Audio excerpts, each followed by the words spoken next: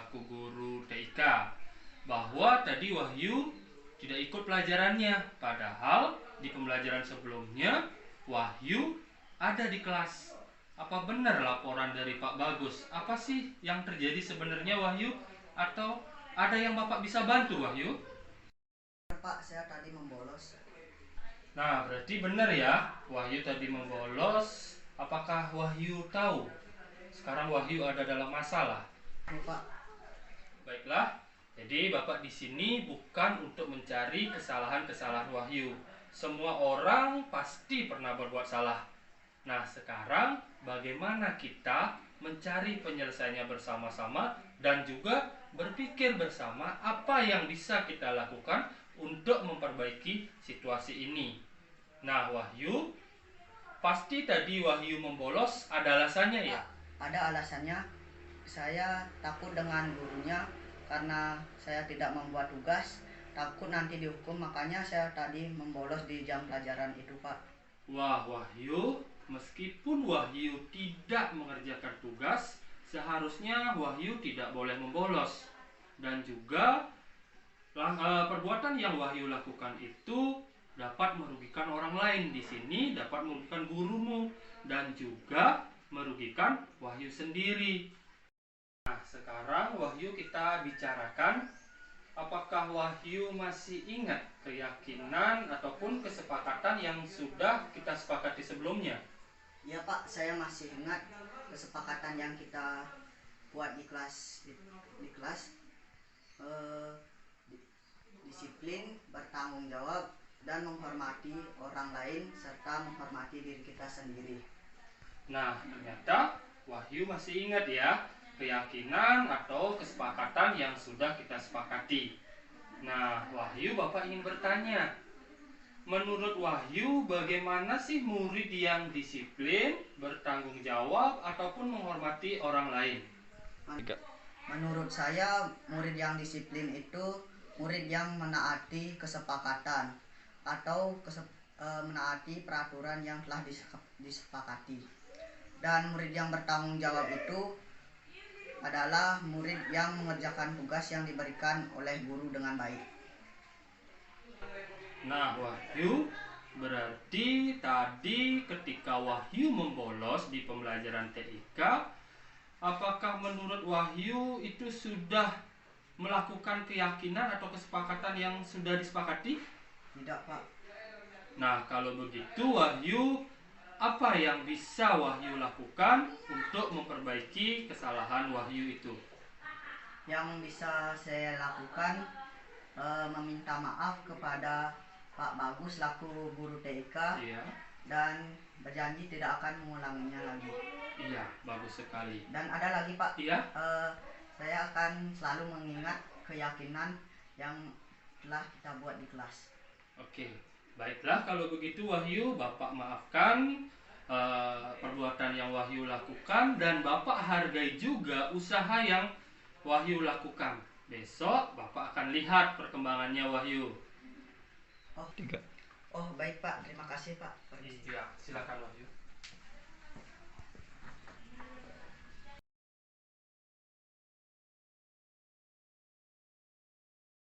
Om Swastiastu. Nama saya Komang Wahyu Dianyana dari SMP Negeri 3 Seririt, siswa kelas 7. Di sini saya akan memberikan pendapat setelah saya bertemu dengan Pak Ardi Bayu dan membicarakan permasalahan yang saya hadapi. Saya merasa lebih tenang dan lega. Saya kira saya akan mendapatkan hukuman ataupun dihakimi. Ternyata tidak. Saya merasa tidak dihukum dan tidak merasa dihakimi. Saya sangatlah berterima kasih kepada Pak Ardi Bayu karena telah memberikan solusi. Setelah berbicara dengan Pak Ardi Bayu, saya mendapatkan solusi dari permasalahan tersebut. Dan saya akan menepati ataupun menaati keyakinan yang ada di kelas saya. Sekali lagi terima kasih kepada Pak Ardi Bayu. Sekian, terima kasih. Om Santi Santi Santi Om.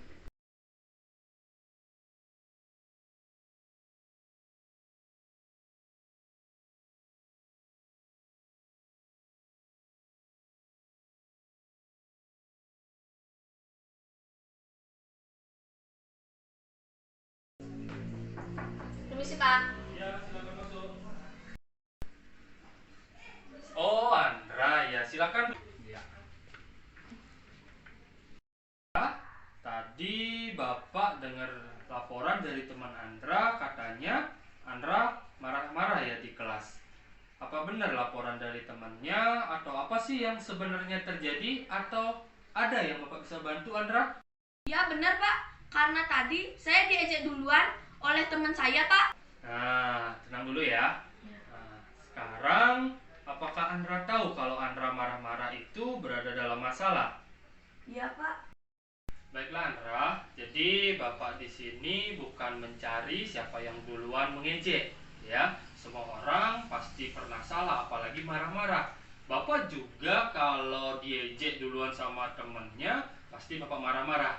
Tetapi Andra, tujuan Bapak di sini bagaimana kita menyelesaikan bersama-sama dan memikirkan bersama-sama bagaimana kita memperbaiki situasi ini, ya. Bapak tahu Andra marah-marah tadi pasti ada alasannya ya? Iya Pak, ada alasannya. Karena tadi saya di kelas, saya dibilangin kutu buku oleh teman saya, jadi saya nggak terima. Dan saya hampir menjambak rambut teman saya, jadi saya nggak terima. Untung saya marah-marah saja tadi. Kalau enggak, untung saya sabar. Ya Andra, Bapak mengerti. Pasti Andra marah-marah karena tadi diejek duluan katanya Andra. Nah, tadi Andra syukur ya, tidak sampai perlakuan yang lebih, hanya marah-marah saja. Nah Andra, sekarang kita bicarakan. Masih ingat nggak Andra, apa keyakinan yang sudah kita sepakati sebelumnya? Ya, saya masih ingat Pak. Jadi keyakinan dari kelas kita itu adalah menghormati orang lain dan menjaga kedisiplinan kelas. Nah, ternyata Andra masih ingat ya dengan baik keyakinan yang sudah disepakati. Tadi menurut Andra, bagaimana sih murid yang menjaga kedisiplinan atau ketertiban kelas? Kalau saya diejek oleh teman saya, seharusnya saya harus bilang stop terlebih dahulu. Kalau teman saya terus mengejek tanpa henti, saya mending diam saja lah Pak. Karena lebih baik kita melaporkan saja ke bapak atau ibu guru supaya kapok teman saya itu. 3. Nah, berarti tadi Andra marah-marah di kelas. Menurut Andra, apakah Andra sudah melakukan keyakinan yang sudah disepakati belum? Belum Pak. Nah, kalau begitu menurut Andra apa yang bisa Andra lakukan untuk memperbaiki kesalahan atau marah-marah tadi di kelas? Saya lakukan meminta maaf kepada teman saya. Iya. Dan menyuruhnya untuk berhenti mengejek saya karena saya tidak suka diejek seperti itu. Iya. Baiklah, kalau begitu Andra, Bapak maafkan sekarang Andra. Dan Bapak hargai usaha Andra untuk memperbaiki perlakuan atau perbuatan tadi. Ya, dan Bapak juga akan lihat perkembangan Andra besok. Ya, sudah kalau begitu Pak. Terima kasih dan saya mohon untuk permisi. Kalau gitu permisi Pak ya. Ya, silakan Andra.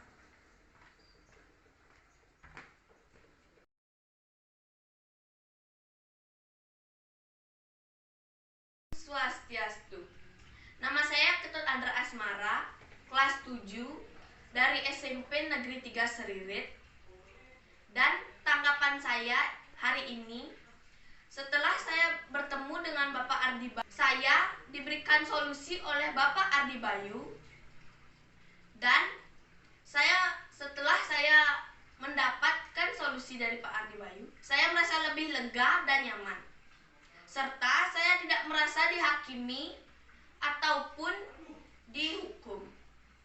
Dari permasalahan yang saya lakukan, saya diberikan solusi dari Pak Ardi Bayu dan mendapatkan suatu permasalahan yang saya alami, dan saya waktu itu tidak merasa marah-marah lagi.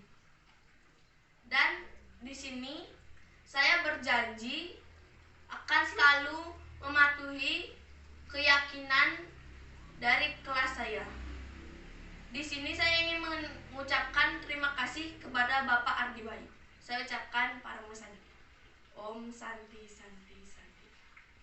Terhormat Ibu Kepala SMP Negeri 3 Seririt dan yang saya hormati pula Bapak Ibu Guru SMP Negeri 3 Seririt, penggerak angkatan kelima dari Kabupaten Buleleng, Bali. Ya, jadi seperti tadi yang disampaikan oleh Ibu Kepala Sekolah, jadi di sini akan ada guru penggerak angkatan. Berdoa selesai. Sekarang yang kita fokus dari Bapak Ibu untuk melihat ada berapakah jumlah kepala harimau pada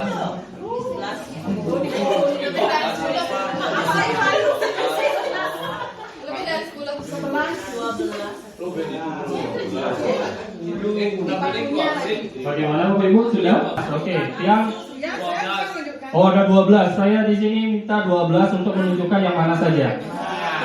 Oke. Jadi yang 11 ya.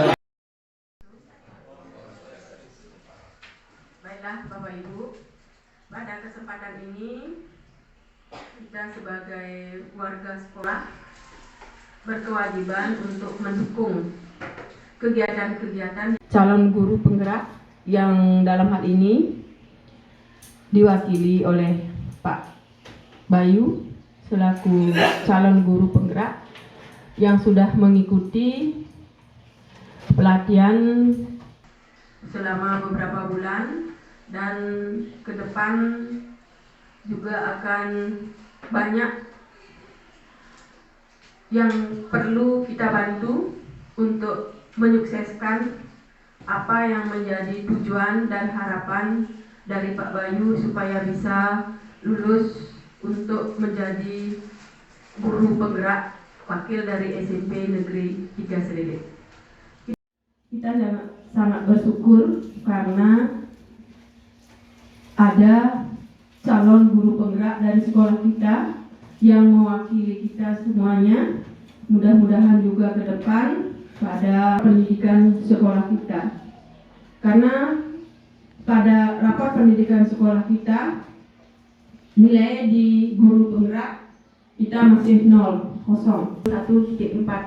Mudah-mudahan apa yang dilakukan oleh Pak Bayu sekarang kita dukung sepenuhnya dan mampu melihat dari tugas Pak Bayu bisa dikerjakan sekarang. Sekian dan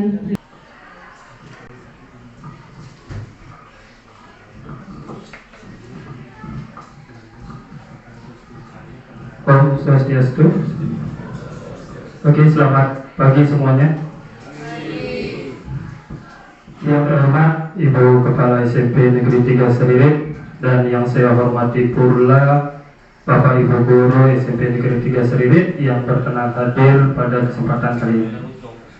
Nah, pada kesempatan kali ini ya saya akan menyampaikan terkait dengan kegiatan aksi nyata yang saya lakukan terkait dengan tugas dari calon guru penggerak, itu berkaitan dengan menumbuhkan budaya positif murid melalui kesepakatan kelas dan penerapan segitiga restitusi.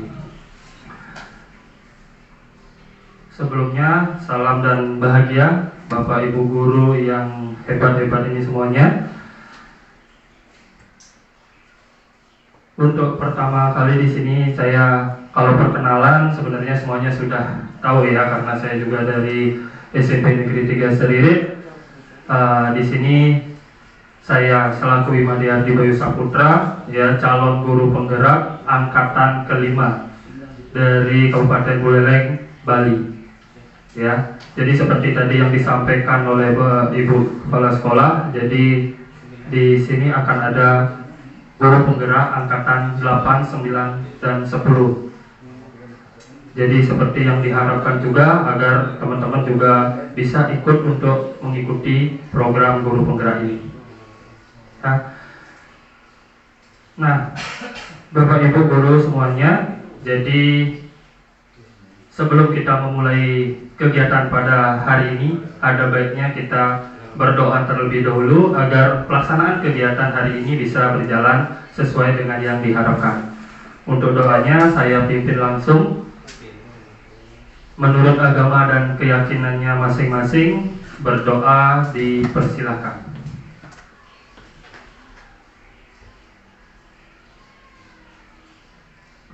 Berdoa selesai.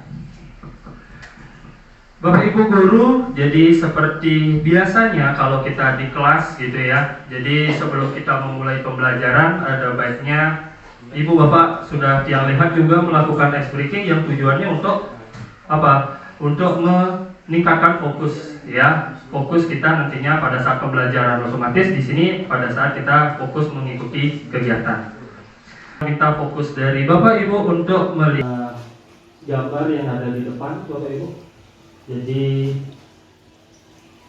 sekarang yang kita fokus dari Bapak Ibu untuk melihat ada berapakah jumlah kepala harimau pada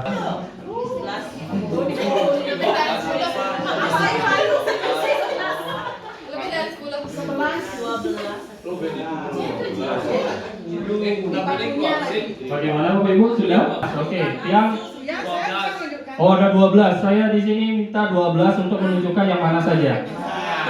Oke. Jadi yang 11 ya, Pak. Sebelah di sana Pak.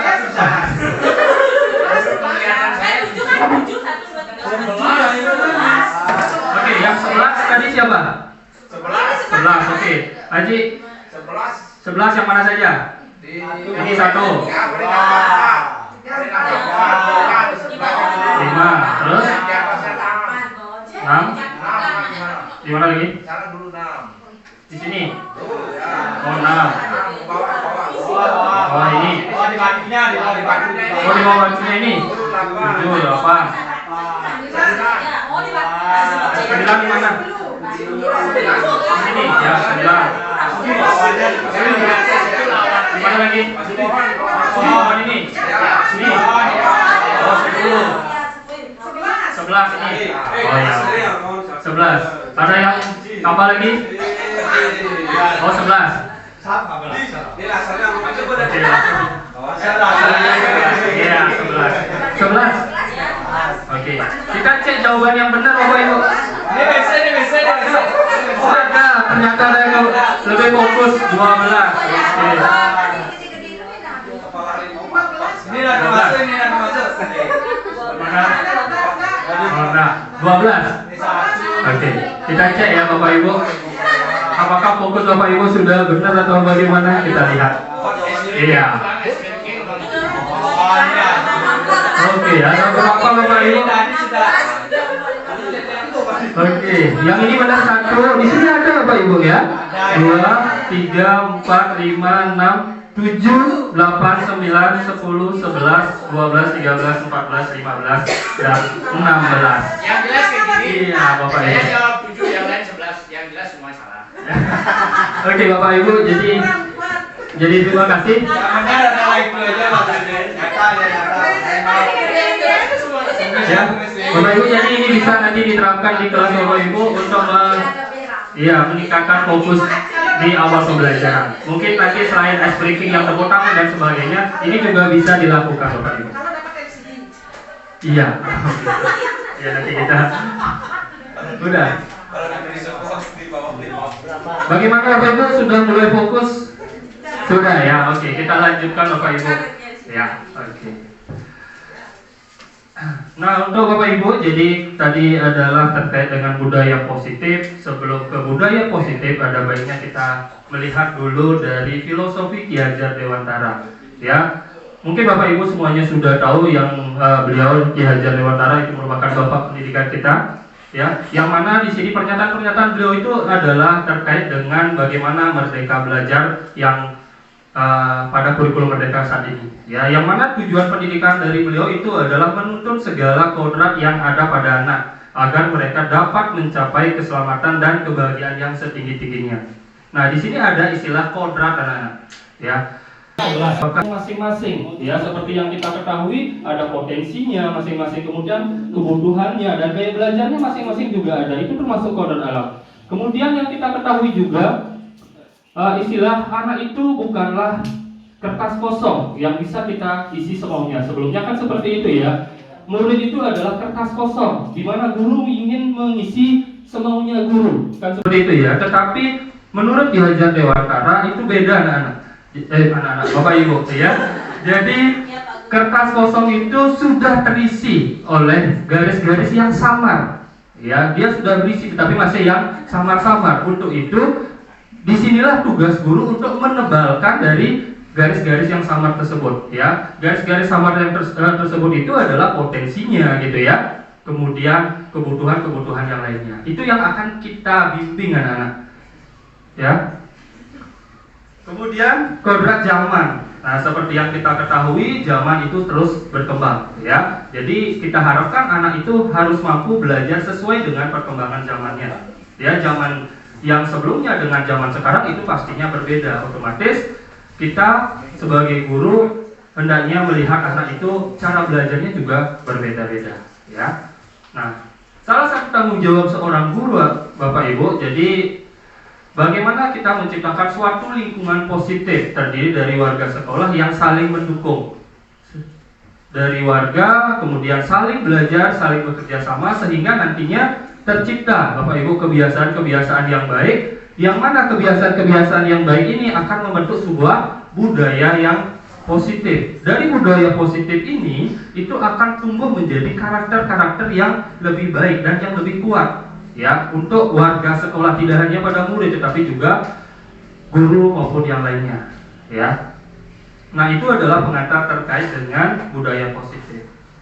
Nah, kita ketahui nantinya budaya positif ini anak-anak, Bapak Ibu, jadi di sekolah dapat membentuk karakter, ya, karakter murid, guru, dan juga nantinya kita akan dapat menciptakan apa? Visi dari sekolah kita yang mana akan menuju ke profil pelajar Pancasila, Bapak Ibu, ya. Nah, di sini Bapak Ibu yang ada pernyataan, ya. Di sini apakah Bapak Ibu setuju dengan pernyataan berikut, yang mana hukuman dapat mendisiplinkan anak? Nah, yang minta Bapak Ibu untuk menjawab di link yang berikan di grup ya, SMP Negeri 3 Seril. Nama dulu, habis itu di bawahnya tinggal diklik setuju atau tidak.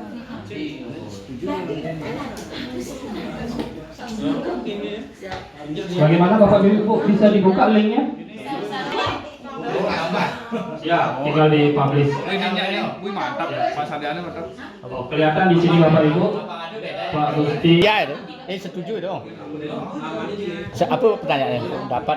Hukuman dapat mendisiplinkan anak. Ya. Menurut Bapak Ibu, apakah itu nanti berupa fisik ataupun verbal ataupun yang lainnya? Apakah itu nantinya dapat? Kalau ini tidak setuju atas nama siapa ya? Jadi tinggal dipublish saja. Ya, Bu Sukemi itu menyatakan tidak setuju.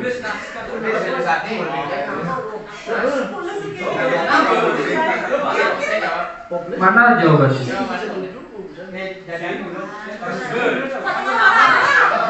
Sudah Bapak Ibu?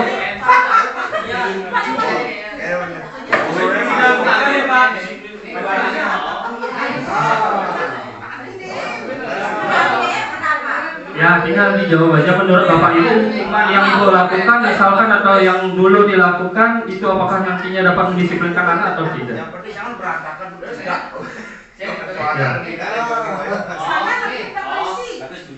Yang mana? Sudah semuanya Bapak Ibu?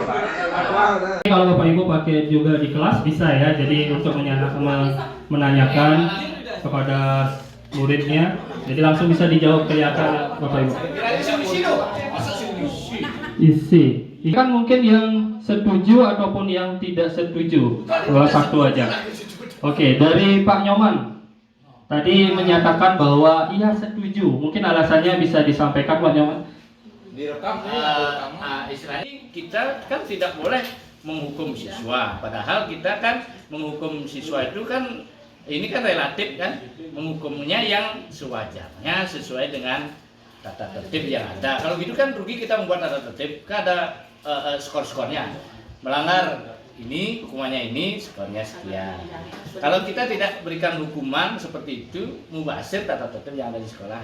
Makanya Tiang setuju ada ininya dengan pernyataan di sana. Oke, setuju ya, karena mubazir kalau kita nantinya sudah membuat peraturan ataupun yang lainnya, kemudian tidak diterapkan kepada murid atau anak. Ya, terima kasih Pak Nyoman. Kemudian mungkin saya lihat yang bagian tidak setuju, ya. Mungkin di sini ada siapa yang tidak setuju, ada beberapa yang tidak isi nama. Mungkin ya di sini ada Pak Satria Dwi Paya. Ya, kenapa saya tidak setuju dengan hal tersebut? Itu dikarenakan bahwa di Merdeka Belajar sekarang kita tidak dikasih untuk menghukum murid ya. Karena kenapa tidak dikasih menghukum murid itu dikarenakan nanti takutnya terganggu terhadap ke mental atau emosional dari siswa tersebut. Ya, itu saja pendapat dari saya. Terima kasih. Ada yang pendapat yang disampaikan oleh Pak Satria, jadi dia menyatakan hukuman itu tidak setuju dikarenakan di kurikulum sekarang atau di kurikulum Merdeka Belajar yang mana nantinya takutnya dari Pak Satria kalau kita menghukum anak itu berdampak pada mental ataupun emosional dari anak tersebut. Oke, terima kasih Pak Satria. Kita kembali lagi Bapak Ibu.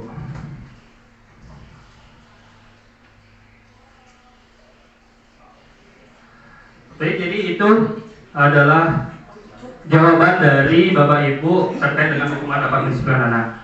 Nah, untuk itu jawaban ini ya Bapak Ibu nanti akan bisa kita renungkan kembali apakah pernyataan ini benar atau tidak. Ya, jadi nanti sambil kita yang menyampaikan materi yang saya dapatkan di modul 1 sampai modul 4, apakah hukuman itu dapat mendisiplinkan anak. Baik, terima kasih. Tiang lanjutkan. Nah, adapun beberapa topik yang nantinya Tiang akan sampaikan di sini. Jadi ini bukan berarti saya itu lebih pintar karena berada di depan atau sebagainya, tapi di sini kita belajar sharing, berbagi Bapak Ibu. Apa yang Tiang dapatkan, Tiang sampaikan. Nanti siapa tahu kita dari sini dapat mewujudkan yang namanya budaya positif. Ya. Adapun topiknya yang pertama itu disiplin positif, kemudian ada hukuman, ada konsekuensi, dan ada yang namanya restitusi Bapak Ibu. Ya, jadi ada beberapa istilah mungkin yang berbeda di sini. Kemudian nanti kita juga akan membahas atau menyampaikan di sini terkait dengan keyakinan kelas atau kesepakatan kelas.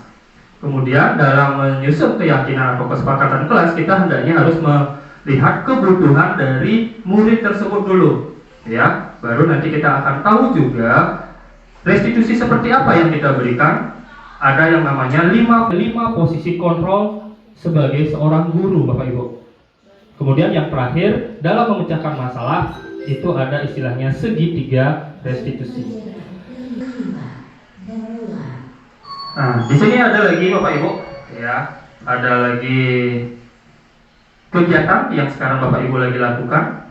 Kalau tadi sudah menjawab pernyataan terkait setuju atau nggak setuju, sekarang di sini kita ayo lakukan Bapak Ibu mengenai kegiatan kepalan tangan, ya. Di sini Bapak Ibu bayangkan Bapak Ibu sendiri itu berperan sebagai A, ya. Kemudian kalau ada di sampingnya kertas boleh secari kertas kecil atau dibayangkan saja Bapak Ibu boleh. Bayangkan Bapak Ibu di kepalan tangan Bapak Ibu itu ada sesuatu yang sangat berharga yang Bapak Ibu miliki, ya, ada di kepalan tangan Bapak Ibu. Kemudian buatlah sebuah kepalan, iya. Dan selanjutnya ada yang berperan sebagai B. Dia mencoba Bapak Ibu untuk membuka kepalan tangan yang Bapak Ibu buat itu, ya, yang ada sesuatu yang sangat berharga. Jadi Bapak Ibu di sini yang peran B itu mencoba membuka kepalan tangan Bapak Ibu dengan segala cara, baik itu dengan membujuknya, kemudian mengancam Bapak Ibu bisa juga, atau merayu. Ada juga sampai ingin menyuap Bapak Ibu agar Bapak Ibu mau membuka kepalan tangan Bapak Ibu yang berisi sesuatu yang sangat berharga.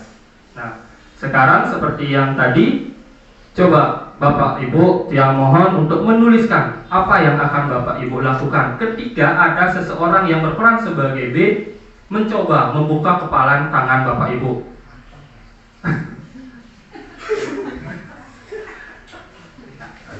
Bisa dipahami Bapak Ibu?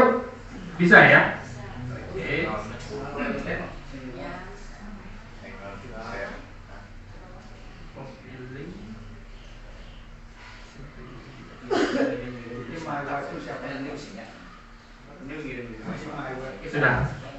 Sudah Bapak Ibu, apakah sudah ada di grup SMP Negeri 3 linknya? Sudah ya?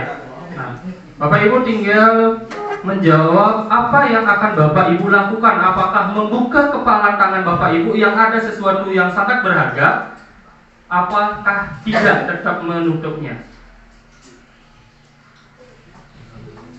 Bayangkan ada sesuatu yang sangat berharga yang Bapak Ibu miliki. Sekarang ada yang membujuknya, ada yang merayu. Oke, langsung seperti yang tadi kan sudah terbiasa pastinya ya. Oke. Seperti yang tadi caranya Bapak Ibu. Ya, seperti biasa biar nanti yang tahu apa jawaban atau hal yang Bapak Ibu lakukan.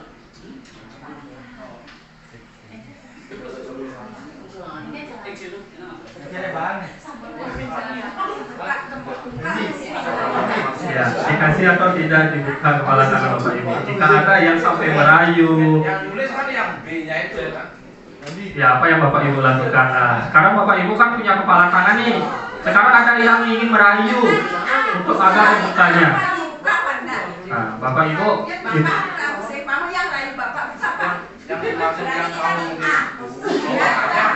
si A.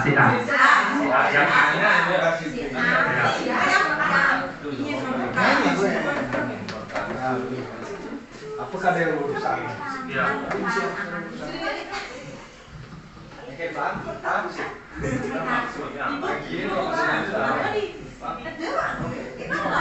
Ya, oke. Dipercepat Bapak Ibu. Mungkin waktunya kurang lebih 5 menit. Tinggal dijawab apakah mau Bapak Ibu membuka atau tidak, atau mempertahankannya ya.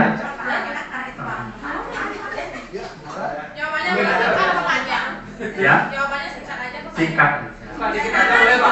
Ya, istirahat. Ya, nanti dia gampang.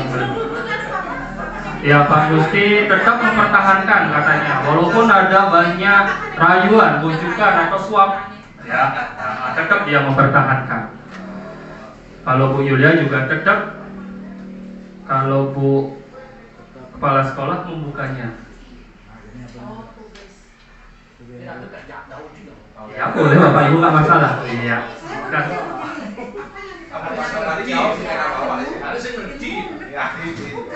Jawab. Kita kan beda-beda. Beda-beda. Kalau saya membuka, ibaratkan saya punya ilmu siswa mengambil saya itu.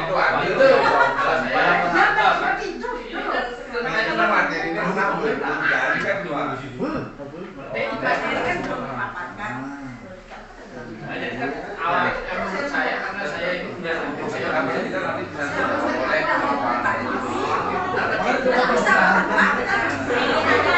sudah Bapak Ibu? Sudah ya? Oke, ada beberapa jawaban yang sudah masuk. Tadi yang pertama kali Pak Gusti, saya minta untuk menyampaikan alasan kenapa Pak Gusti tetap mempertahankan untuk menutup kepala tangannya ya, walaupun ada banyak rayuan ataupun bujukan. Mas nih, Oke, bisa disampaikan.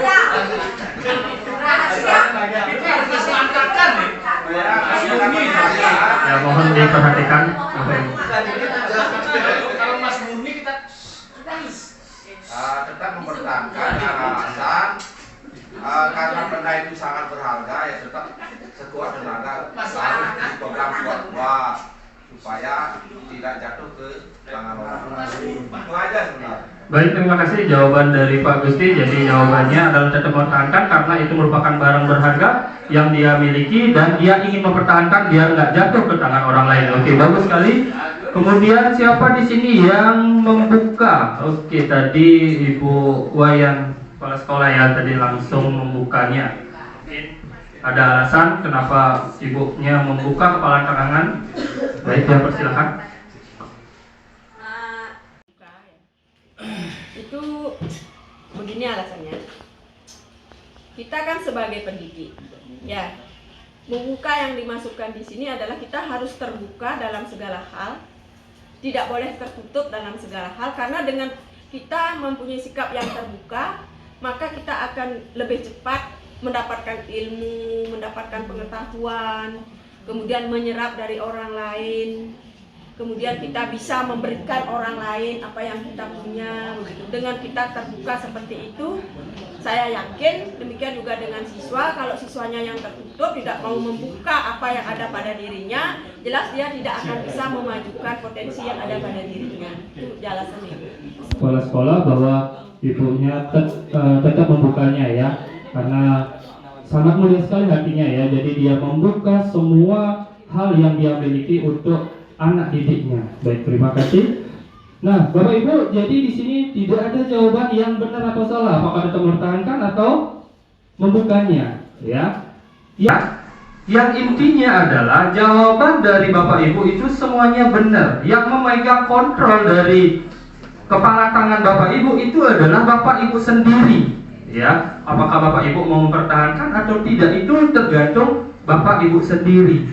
Yang namanya ini sesuai dengan kebutuhan Bapak Ibu. Kalau kebutuhannya tadi dari Ibu Kepala Sekolah adalah ingin membuka diri kepada anaknya, oke, dia membukanya. Kemudian dari Pak Gusti tadi karena itu barang berharga yang tidak boleh jatuh ke tangan orang lain, berarti dia tetap mengepalkan tangannya. Jadi di sini tidak ada jawaban yang benar. Yang menjadi jawabannya adalah yang memegang kontrol dari kepala tangan Bapak Ibu adalah Bapak Ibu sendiri. Bisa dipahami ya? Oke. Nah, jadi di sini adalah perubahan yang namanya paradigma teori kontrol. Ada beberapa ilusi, salah satunya adalah ilusi guru mengontrol murid. Pada dasarnya kita tidak akan dapat memaksa murid untuk berbuat sesuatu, Bapak Ibu. Jadi, jikalau murid tersebut memilih untuk tidak melakukannya, benar ya? Jadi walaupun tampaknya guru sedang mengontrol perilaku murid, ya, hal demikian terjadi karena murid sedang mengizinkan, iya kan? Jadi seperti yang tadi ibunya itu mengizinkan untuk membukanya, tapi kalau Haji itu tetap mempertahankannya, ya. Jadi itu tergantung dari motivasi diri anak itu sendiri, apakah mau membukanya atau tidak, ya. Jadi teori kontrol ini mengatakan bahwa semua perilaku itu adalah memiliki tujuan. Apa yang dilakukan oleh murid itu semuanya adalah ada tujuannya. Dia melakukan perbuatan baik ataupun tidak baik itu semuanya ada tujuannya. Maka dari itu kita sebagai seorang guru harus mengetahui apa sih kebutuhan yang dimiliki oleh murid tersebut, ya. Bahkan terhadap perilaku yang tidak disukainya, seperti itu ya. Nah, jadi ada nantinya teori motivasi. Ada motivasi dari eksternal, ya. Ada juga yang motivasi dari internal. Inilah yang menjadi tujuan dari disiplin positif. Motivasi dari dalam diri anak itu sendiri, bukan dari orang lain, ya. Jadi kita harus nantinya sebagai guru itu akan membuat siswa itu atau murid itu memiliki motivasi internal, motivasi intrinsiknya untuk menghargai dirinya sendiri.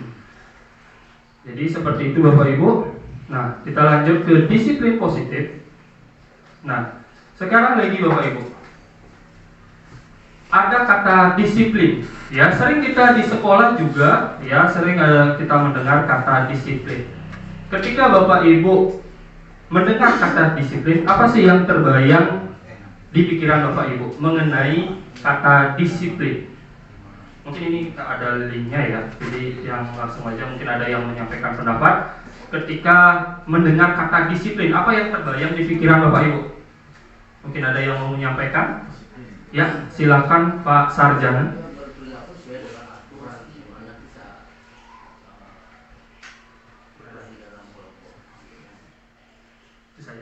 Ya, baik, terima kasih Bapak Sarjana. Jadi mengatakan bahwa disiplin itu adalah perilaku yang mentaati aturan, ya, dimanapun dia berada, entah itu di lingkungan sekolah ataupun di lingkungan sekitarnya. Baik, terima kasih. Dan kemudian ada yang lain lagi. terkait dengan apa sih yang terbayang ketika Bapak Ibu mendengar kata disiplin selain ada mentaati peraturan. Semuanya sama? Ya, oke lah. Baik Bapak Ibu, jadi kebanyakan ya, dulu juga saya berpikir bahwa disiplin itu pasti menghubungkan kata disiplin tersebut ke dalam kata tertib, iya kan? Seperti yang tadi dibilang, perilaku yang mentaati aturan, kepatuhan pada aturan. Jadi kata disiplin juga sering dihubungkan dengan kata hukuman, ya. Padahal itu sungguh berbeda. Karena belajar tentang disiplin positif tidak harus dengan memberi hukuman, Bapak Ibu. Justru itu adalah salah satu alternatif terakhir. Dan bila perlu tidak digunakan Bapak Ibu sama sekali terkait dengan hukuman tersebut. Ya. Nah, yang mana nantinya disiplin ini dalam konteks pendidikan kita saat ini untuk menciptakan murid yang merdeka, syarat utamanya harus apa? Disiplin dulu dari diri. Yang disiplin dengan yang kuat, disiplin yang dimaksud adalah disiplin diri yang memiliki apa? Motivasi intrinsik atau internal yang nantinya dapat menciptakan murid yang merdeka sesuai dengan apa? Profil belajar Pancasila. Itu yang mungkin bisa saya sampaikan terkait dengan disiplin positif. Nah, kemudian di sini ada istilah hukuman. Mungkin Bapak Ibu juga sudah pernah mendengar kata konsekuensi ya.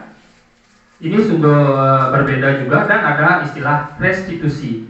Mungkin yang ada di gambar itu adalah seorang guru ya yang memberikan, kita tidak tahu apakah itu hukuman atau konsekuensi. Ya, kalau Bapak Ibu lihat kalau ada kayak itu, apakah itu yang dinamakan dengan hukuman atau tidak dari gambar tersebut? Atau namanya konsekuensi? Hukuman? Oke. Baik Bapak Ibu, jadi di sini ada lagi pertanyaan terkait dengan tindakan guru yang mungkin sudah pernah dulu Bapak Ibu lakukan atau pernah Bapak Ibu rasakan ya. Tidak hanya melakukan, saya percaya Bapak Ibu tidak ada yang seperti ini. Yang kirimkan lagi link lagi sekali ya. Lagi sekali Bapak Ibu ya. Copy link.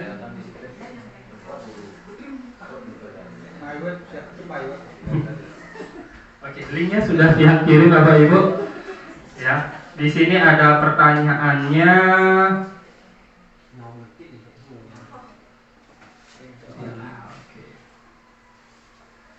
Di sini ada tindakan guru mencatat 100 kali di dalam buku kalimat, saya tidak akan terlambat lagi karena terlambat ke sekolah. Jadi dia menulis kalimat 100 kali di dalam bukunya. Apakah itu termasuk hukuman atau konsekuensi Bapak Ibu? Kemudian ada lari mengelilingi lapangan basket 2 kali karena terlambat hadir di sekolah. Oke, apakah itu hukuman atau konsekuensi? Kemudian ada murid diminta untuk push up 15 kali karena tidak menggunakan masker. Kemudian menggantikan kertas tugas teman yang telah dicoret-coret. Kemudian ada membersihkan tumpahan air di meja tulis karena tersenggol pada saat pembelajaran. Murid disuruh untuk mengenakan sepatu seharian di sekolah karena tidak mengenakan sepatu hitam. Lari mengelilingi lapangan basket 2 kali karena terlambat 10 menit untuk pelajaran PJOK.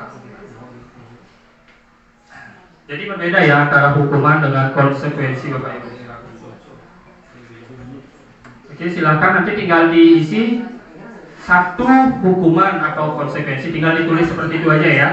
Kemudian nomor 2 hukuman atau konsekuensi, nomor 3 hukuman atau konsekuensi dan seterusnya ya. Oke, yang tetap tunjukkan soalnya atau tindakan guru yang dilakukan. Nomor 1, mencatat 100 kali di dalam buku dengan kalimat saya tidak akan terlambat lagi sebanyak 100 kali. Ya. Apakah itu termasuk hukuman atau konsekuensi?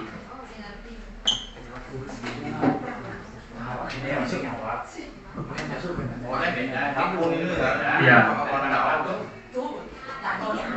Lari mengelilingi lapangan basket 2 kali karena terlambat hadir di sekolah. Oke, disuruh lari karena terlambat. Oke, apakah itu termasuk hukuman atau konsekuensi?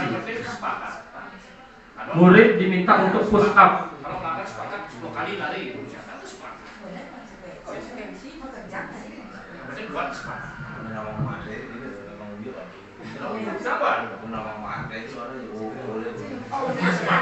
Semuanya bisa konsekuensi. Ya, semuanya bisa konsekuensi. Asalkan kita buat kesepakatan di kelas seperti yang sampaikan Pak Bayi kemarin. Ini mengukur buat kesepakatan kelas, aku kayak Pak Bayu kesepakatan. Kan gitu udah gitu. Tapi bisa aja semua konsekuensi. Ya juga.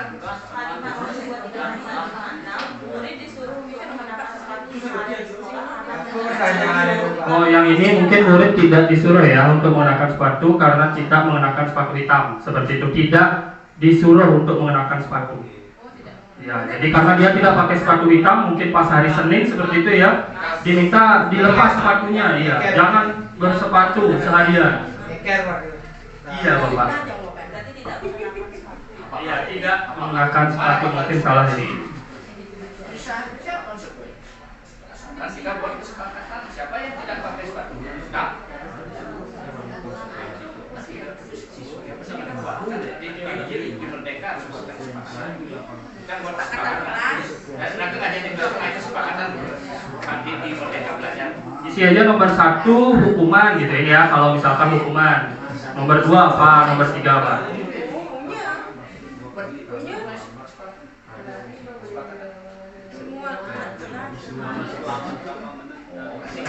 Bisa aja semua kesepakatan.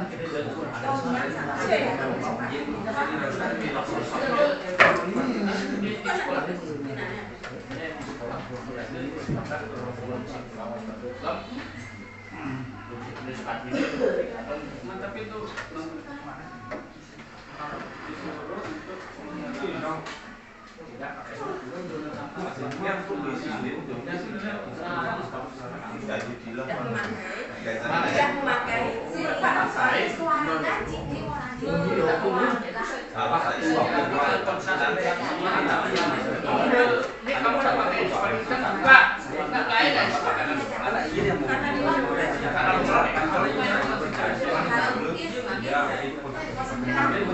sudah Bapak Ibu? Oh belum.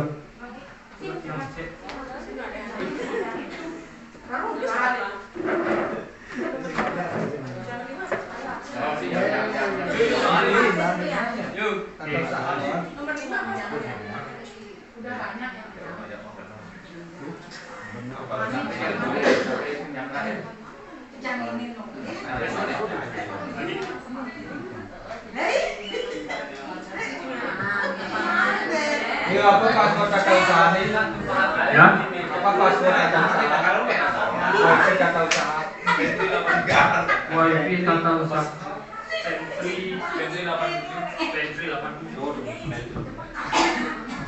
Sudah Bapak Ibu? Sudah ya? Sudah ya? Oke, kita cek Bapak Ibu.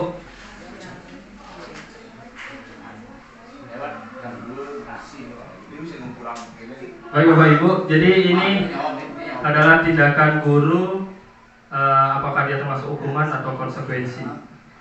Oke, jadi di sana mencatat 100 kali dalam buku kalimat karena dia terlambat, itu merupakan hukuman Bapak Ibu. Kemudian lari mengelilingi basket karena dia terlambat, itu termasuk hukuman.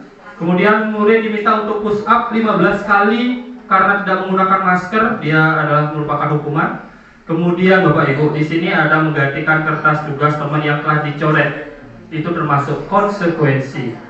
Ya, mungkin ada yang sama jawabannya. Kemudian ada membersihkan tumpahan air di meja karena tersenggol pada saat belajar. Kemudian murid disuruh untuk tidak mengenakan sepatu karena tidak membawa atau mengenakan sepatu hitam, itu termasuk hukuman Bapak Ibu. Dan juga lari mengelilingi lapangan basket 2 kali karena terlambat 10 menit untuk pelajaran PJOK. Beda ya dengan yang tadi, yang nomor 2 itu karena terlambat hadir di sekolah, itu hukuman. Kemudian kalau lari mengelilingi di lapangan basket karena dia terlambat di pelajaran PJOK dan guru PJOK-nya untuk menyuruh lari, itu termasuk konsekuensi Bapak Ibu.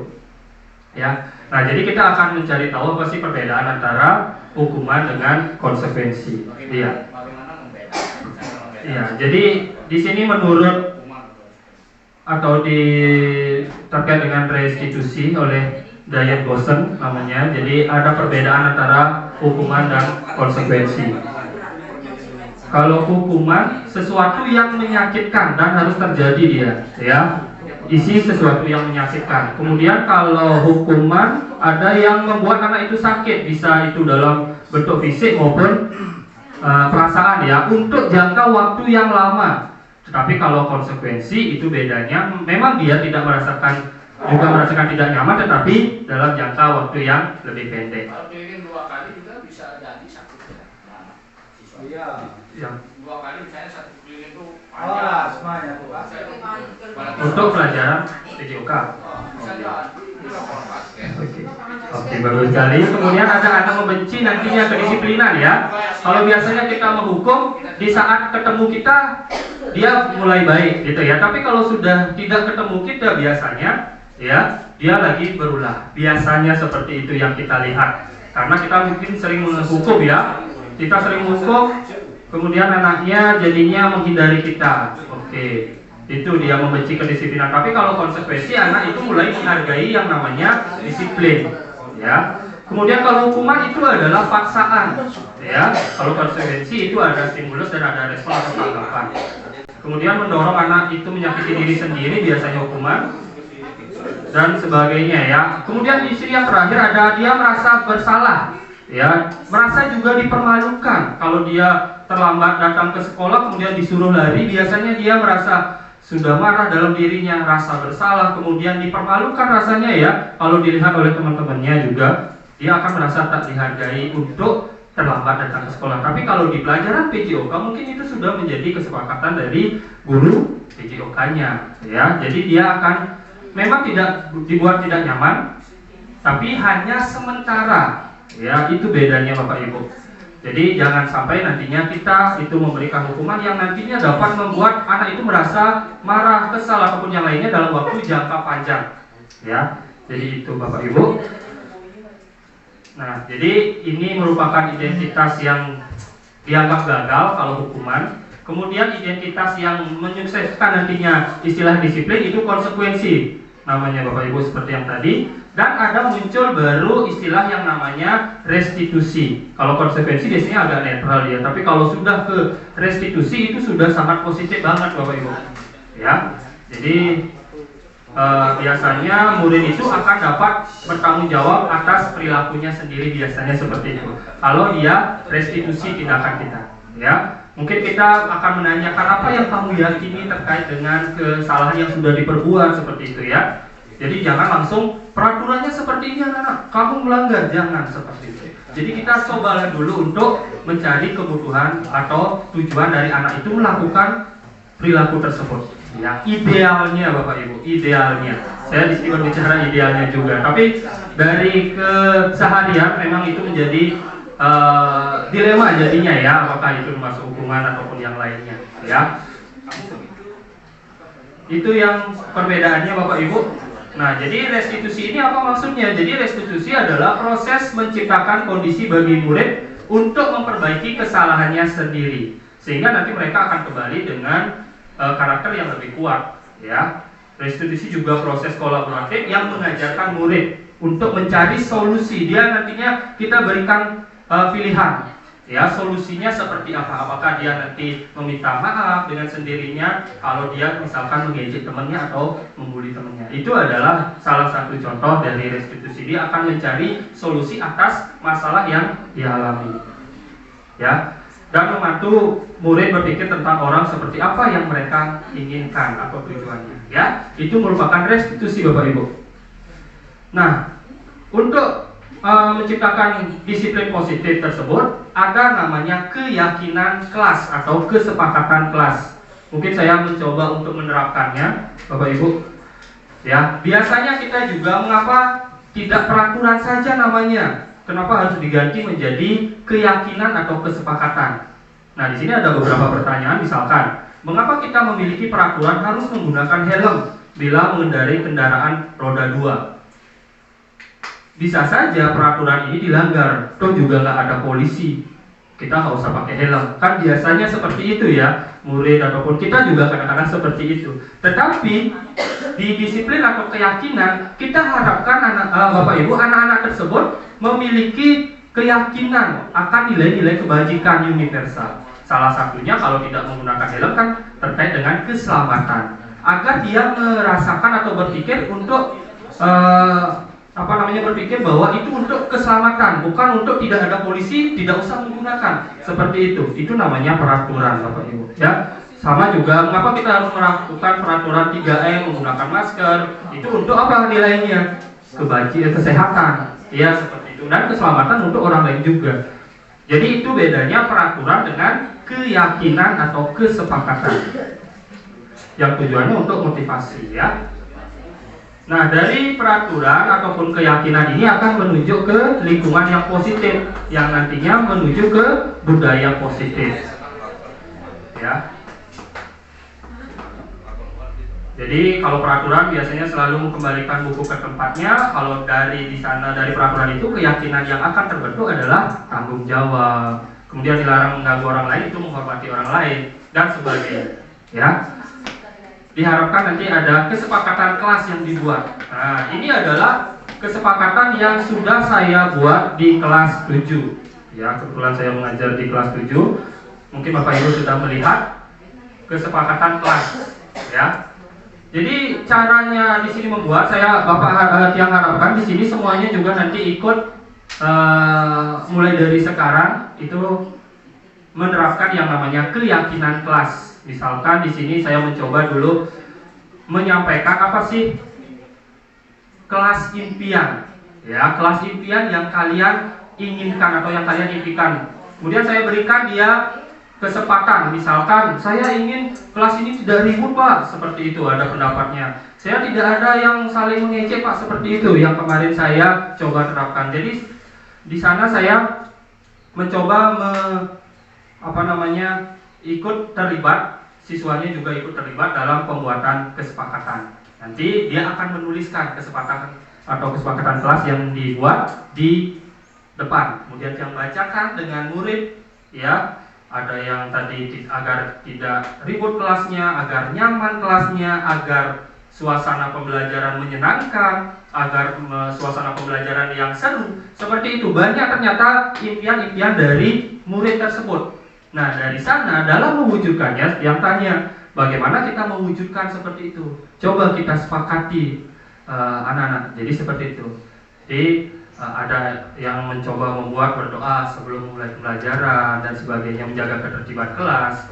Kemudian ada juga yang selalu untuk membudayakan 5S. Jadi di sini agar kelasnya itu nyaman, tertib, akrab dengan temannya, akrab dengan gurunya. Maka yang buat kesepakatan untuk selalu membudayakan 5S. Tidak hanya di kelas, di luar pun juga seperti itu. Ada salam, sapa, senyum, sopan santun. Kadang-kadang ada yang nyelonong masuk kelas, ada yang langsung keluar, tidak permisi dengan gurunya, seperti itu. Jadi dia mencoba untuk membuat kesepakatan kelas agar nantinya ini menjadi budaya, kebiasaan, ya. Jadi kalau tiang tanya kesepakatan, mungkin di beberapa kelas itu sudah semuanya mengerti akan kesepakatan kelas ini, ya. Seperti itu Bapak Ibu. Jadi mungkin nanti bisa Bapak Ibu juga terapkan di dalam kelas. Oke. Nah, bagaimana kita menyusun kesepakatan kelas? Seperti yang tadi, kita harus tahu dulu kebutuhan dasar dari manusia, ya, kebutuhan dasar dari anak. Nah, di sini ada kebutuhan dasar. Coba diperhatikan kasusnya Bapak Ibu. Di sini ada Ibu Ambar namanya, guru wali kelas 2A di SD Pelita Hati, sedang bingung menghadapi ulah salah satu murid di kelasnya yang bernama Doni. Beberapa anak di kelas 2A telah datang padanya dan mengeluhkan Doni yang seringkali meminta bekal makan siang mereka dengan secara paksa. Ya, mungkin kita juga pernah melihatnya, ya, atau pernah mendengarkan kasus seperti ini. Jika Anda menghadapi situasi seperti Ibu Ambar, apa yang akan Anda lakukan? Atau menurut Anda kira-kira apa sih alasannya Doni melakukan hal itu? Kira-kira alasannya apa Bapak Ibu? Doni melakukan meminta bekal makan siang dengan paksa, tidak dikasih bekal dari rumahnya. Ada alasan lain mungkin yang pernah Bapak Ibu temukan kasus seperti ini? karena tidak punya uang atau tidak punya bekal, ya. Apalagi mencari perhatian. Oke, ada lagi yang mencari perhatian, dia sok-sokan ya, meminta sama temennya semuanya itu agar dia kelihatan, oh sayang yang berpuasa. Bisa saja kan seperti itu, ya.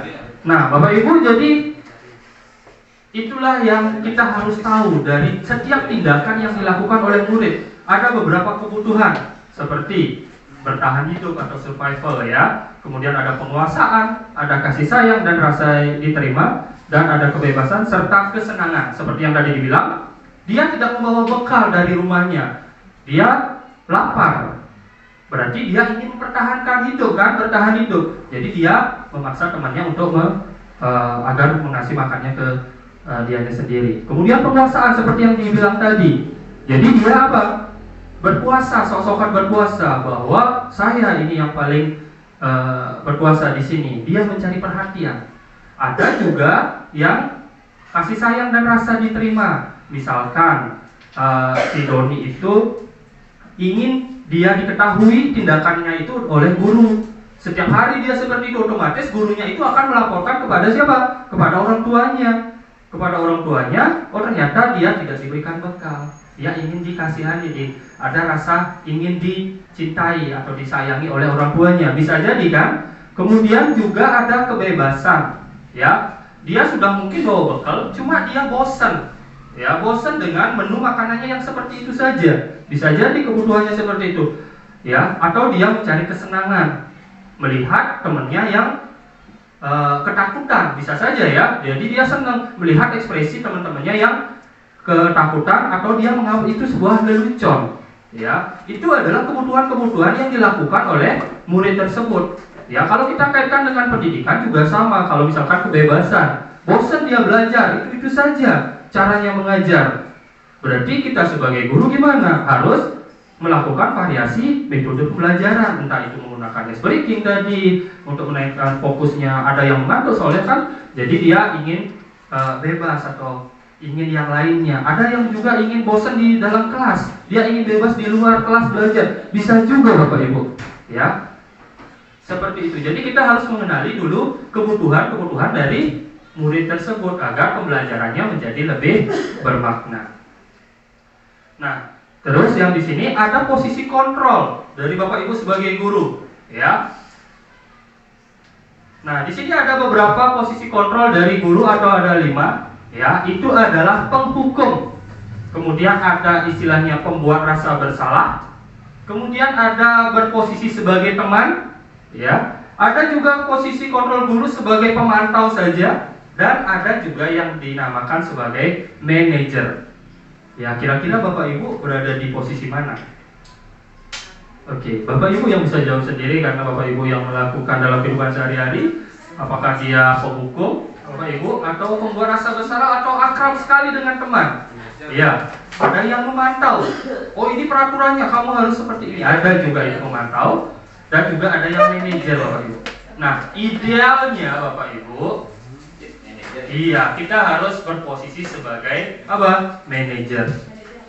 Nah, tujuan akhir dari 5 posisi seorang guru tersebut adalah mencapai posisi manajer, yang mana di posisi inilah murid dapat menjadi pribadi yang mandiri, merdeka dan bertanggung jawab atas segala perilaku dan sikapnya.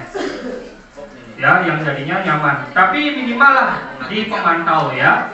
Tapi kita tidak menutup kemungkinan ada kalanya Bapak Ibu bisa jadi penghukum, bisa jadi pembuat rasa bersalah.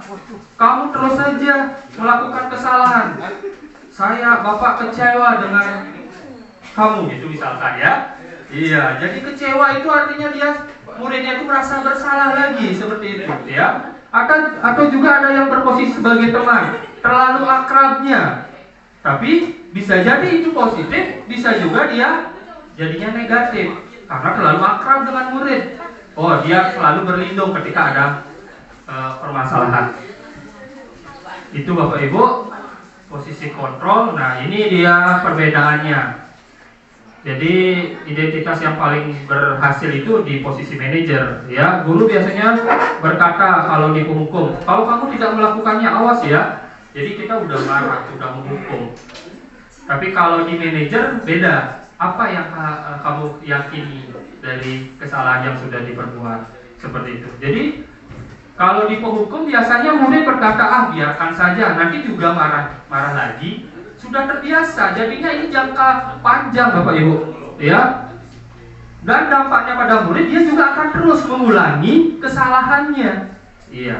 Jadi mungkin saya juga di sini merasakan ada beberapa anak terus saja dia melakukan kesalahan, sudah dihukum tetap saja juga dia melakukan kesalahan. Iya, ternyata kalau kita menghukum tetap aja juga dia mengulangi kesalahan ya Bapak Ibu. Tapi kalau kita sebagai manajer biasanya dia akan mendapat mengevaluasi dirinya, bagaimana cara dia memperbaiki dirinya. Mungkin bisa dicoba Bapak Ibu, ya.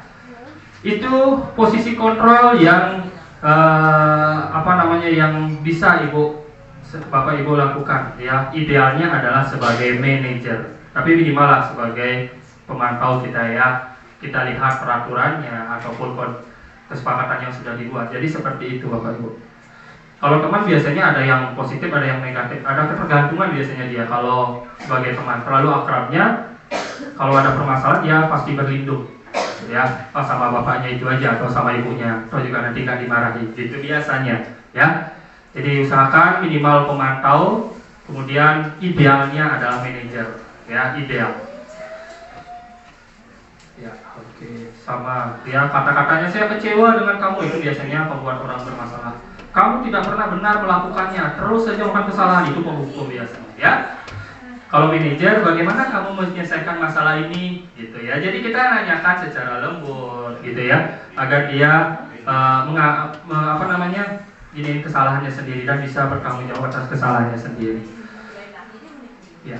Nah, di sini kemarin juga yang diperkenalkan di guru penggerak itu ada namanya cara menyelesaikan permasalahan dengan menggunakan segitiga restitusi, ya. Yang namanya segitiga restitusi itu adalah sebuah tahapan untuk memudahkan para guru dan juga orang tua bisa, ya, dalam melakukan proses untuk menyiapkan anaknya dalam melakukan restitusi. Seperti video yang kemarin saya buat, mungkin Bapak Ibu sudah menontonnya.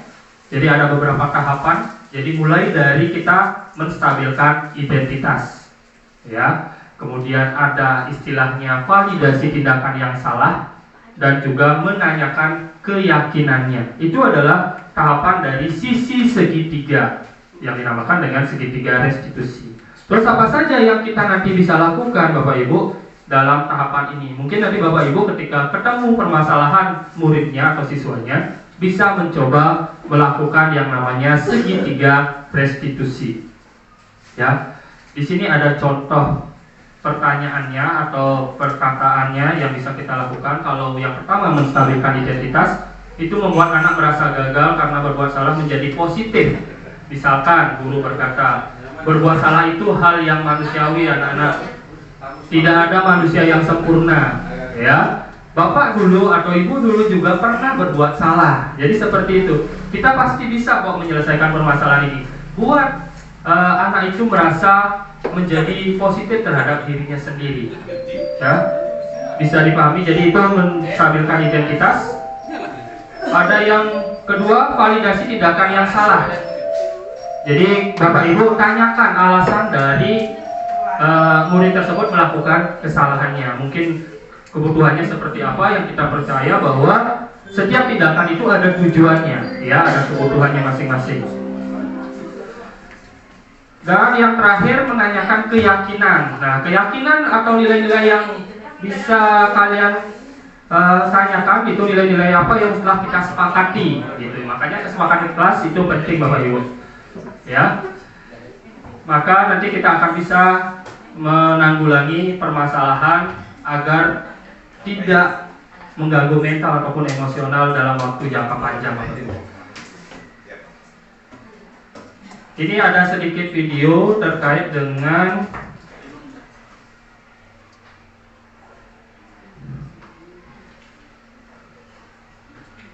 cara restitusi, ya, segitiga restitusi.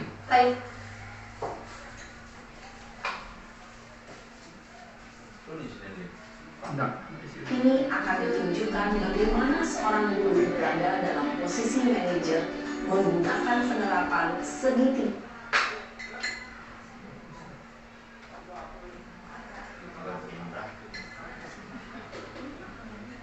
keyakinan kelas atau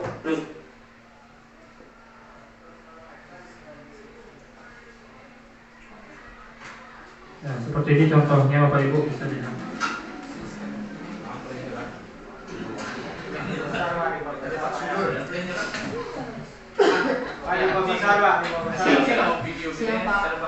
Sudah lama nggak ketemu Sarah? Kenapa hari ini ada di sini? Kesel Pak, kesel banget. Masa aku dikatain tukang fitnah Pak? Ya aku marah lah. Aku dari katain Eka di depan kelas. Kesel banget. Oh begitu. Ya pasti kamu marah dan kesal. Bapak juga akan marah apabila ada yang menuduh Bapak seperti itu. Kemudian pada saat itu kamu mau melakukan apa? Ya saya harus ngatain Eka lah Pak. Kesel banget. Saya bentak-bentak dia depan teman-teman lain. Oh begitu. Pasti kamu melakukan seperti itu karena suatu alasan tertentu kan? Iyalah, masa saya diam saja Pak? Ya saya bela diri lah. Masa saya dituduh tukang fitnah? Ya wajar lah. Mempertahankan harga diri itu sesuatu yang penting buat kamu. Untung kamu tidak bertindak seperti kegagalan ya. Hanya bentak-bentak. Iya Pak. Untung saya masih bersabar dan hanya membentak saja. Sudah gemes padahal. Saya masih bela diri lah. Ya pasti ya. Tapi kamu memilih untuk tetap bertahan dan bersabar. Kamu memilih untuk tidak berbuat lebih parah lagi. Nah, sekarang coba kita lihat lagi tindakan kamu yang bentak-bentak Eka di kelas. Tindakan kamu itu kira-kira sesuai dengan keyakinan kelas atau prinsip kamu tidak? Enggak lah Pak. Capek Pak jadi pemarah. Jadi keyakinan atau prinsip mana yang kurang sesuai dengan keinginan kamu? Ya, saya sebenarnya sangat menghargai orang lain. Mungkin saat itu saya menjadi emosi, jadi tidak menunjukkan sikap itu. Kamu meyakini tidak? Menghargai orang lain itu penting buat kamu? Yakin lah Pak. Iya, setuju. Kita harus saling menghargai. Namun, ada juga keyakinan yang kita sepakati yang perlu kita jalankan apabila kita sedang marah kan? Ya, saya bisa lebih proaktif, mulai dengan diri sendiri. Saya bisa jadi lebih sabar, Kira-kira kamu bersedia memperbaiki masalah ini tidak? Bersedia Pak. Kalau kamu memperbaiki masalah ini, kamu akan menjadi orang seperti apa? Saya akan menjadi orang yang bertanggung jawab kali ya Pak. Dan senantiasa proaktif. Iya. Menurut kamu, bagaimana rasanya menjadi orang seperti itu? Ya nyaman lah, bangga bisa bersabar dan menahan diri. Baiklah kalau begitu.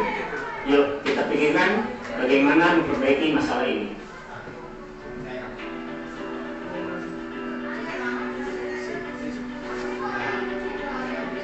Ibu dan Bapak guru hebat. Baru saja kita menyaksikan contoh bagaimana seorang guru berada dalam posisi. Baik Bapak Ibu, jadi itu adalah salah satu contoh dalam menangani suatu permasalahan dengan kita sebagai berposisi manajer ya. Jadi kita harus lihat dulu identitas kesalahan, identifikasi kesalahan, kemudian validasi tindakan yang salah, dan juga yang terakhir adalah menanyakan keyakinan. Jadi itu adalah tahapan dari segitiga restitusi untuk nantinya dapat mewujudkan yang namanya budaya positif ya. Jadi seperti yang tadi dibilang, budaya positif di sekolah ini dapat membentuk karakter murid tersebut. Selain itu juga guru dan warga sekolah lainnya, dan juga nantinya dapat mewujudkan visi sekolah kita, yaitu apa? Visi sekolahnya ya, menciptakan murid yang unggul dalam prestasi baik akademik maupun non akademik dan sesuai dengan profil pelajar Pancasila. Jadi mungkin itu yang bisa saya sampaikan pada kesempatan kali ini. Apabila ada hal yang kurang berkenan di hati Bapak Ibu, mungkin saya minta maaf. Untuk saat ini mungkin karena masih ada waktu, apakah ada hal yang mungkin kita bisa saling berbagi atau diskusikan terkait dengan yang sudah tadi disampaikan? Kalau ada, yang persilakan. Atau ada hal yang mungkin kita bisa sharing bersama-sama Bapak Ibu? Jadi yang harapkan nantinya bisa membuat kesepakatan kelas ya, dan juga menerapkan yang namanya segitiga restitusi. Ya, baik, dari Pak Gusti mungkin ada hal yang ingin disampaikan. Ya, dari rangkaian yang diberikan itu, pemaparan yang diberikan itu, mungkin saya sebenarnya itu yang di kesepakatan kelas dulu kan ya. Kenapa? Karena kalau di sana disepakati kan hukuman pasti senang aja dia melakukan, karena sudah setuju kan, setuju dengan perjanjian itu. Sehingga kalau kita berikan hukuman kan pasti senang dia melakukannya, dan dia bisa saja juga akan berubah dari salah. Nah, maksudnya begini, mudah-mudahan nanti kesepakatan itu kelas itu sama aja dengan kelas 8-9. Jadi tidak aja kelas 7 ya.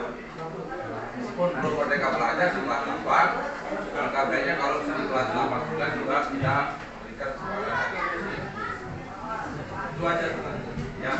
Baik, terima kasih atas masukan yang diberikan kepada Pak Gusti. Jadi benar adanya ya. Jadi kita berharap semua kesepakatan ini bisa kita wujudkan ya. Karena kesepakatan ini tidak hanya satu arah Bapak Ibu, tidak hanya kita yang buat untuk murid, tidak. Tetapi kesepakatan sudah kita lakukan secara bersama-sama. Dia menyepakati muridnya dan juga gurunya.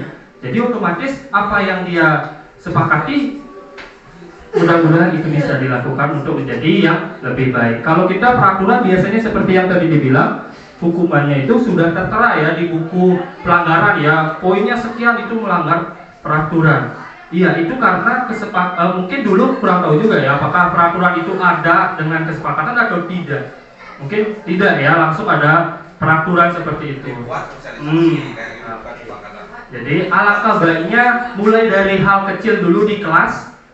Astunggaran nanti kita bisa membuat kesepakatan sekolah. Ya, itu harapan kita untuk mewujudkan yang namanya budaya positif, yang nantinya dapat menghargai dirinya sendiri, mewujudkan murid yang merdeka, bertanggung jawab atas tindakan yang dilakukan. Mungkin itu yang bisa saya sampaikan. Ada mungkin masukan dari Bapak Ibu yang lainnya? Sedikit. Ya, sedikit dari Saya Pak. dengan kesepakatan kelas yang tadi disampaikan bahwa di kurikulum Merdeka ini di masing-masing pelajaran mapel itu kan harus membuat kesepakatan sebelum kita melaksanakan proses pembelajaran. Nah itu di kurikulum Merdeka ini menurut yang dari kelas sangat bagus, menyambung dengan apa yang disampaikan oleh Pak Gusti dan Pak Nur.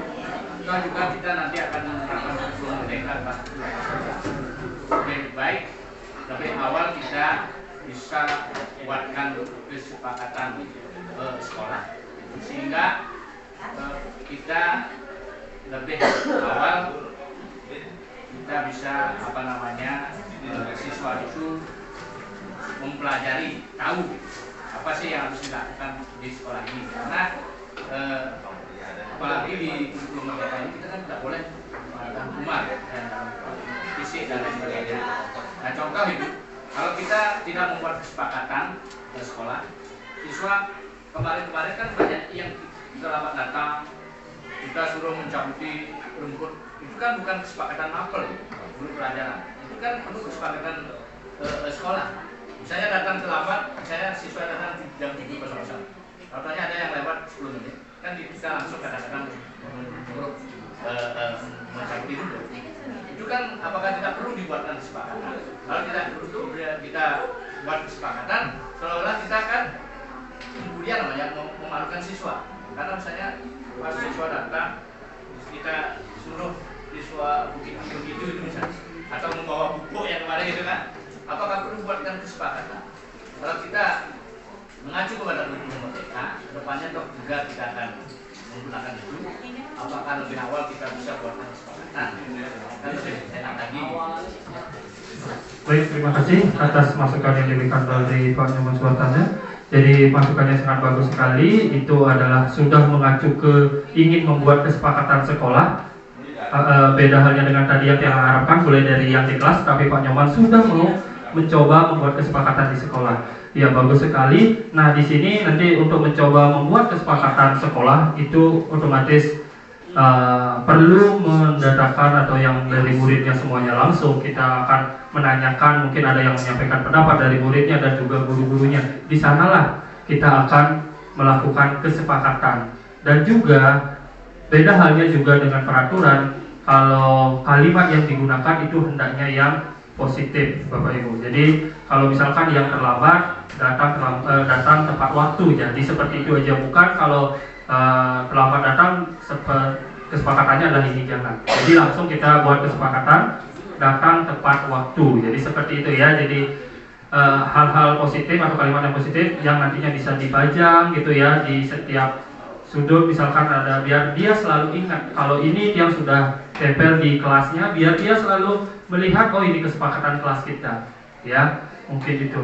Dan salahnya saya juga, ini masih ada pembelajaran IPA, dan saya maunya itu adalah nanti bisa ini diganti menjadi kesepakatan kelas untuk walinya langsung ya. Jadi semua pembelajaran bisa melakukan hal ini.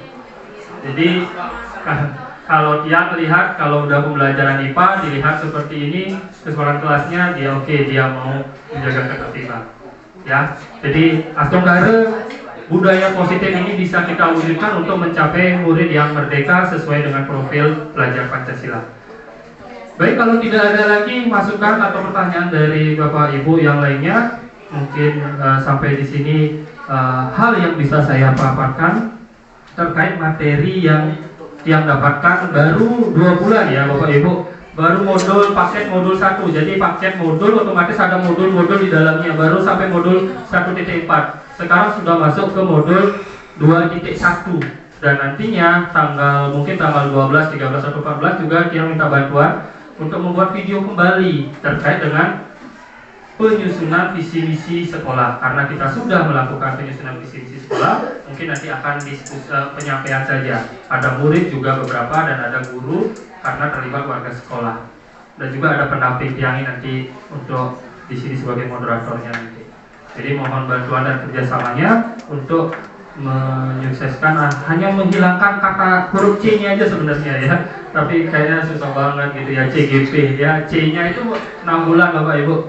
Jadi mohon dukungan dan juga kerjasama dari Bapak Ibu, Astongkare ini bisa terlewati ya.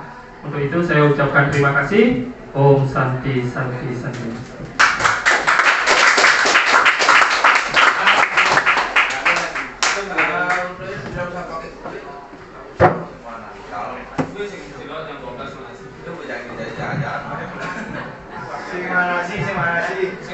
Ini Bapak Ibu guru,